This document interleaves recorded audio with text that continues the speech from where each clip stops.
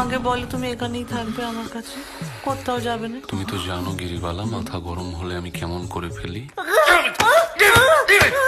আজ মেজাজ গরম করতে ইচ্ছে করছে না। ওই মেয়ে মানুষটার মধ্যে কি এমন দেখলো তোর কথা বাবু, যে আমার মধ্যে নেই? আর নয়, মেয়ে মানুষকে দেখতে খুব ইচ্ছে করে, হয় নিয়ে যাবি শুধু। এ নাটক আর হবে না। কেন?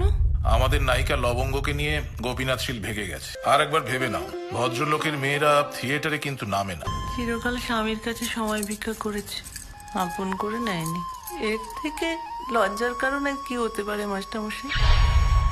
ওই দেখা যায়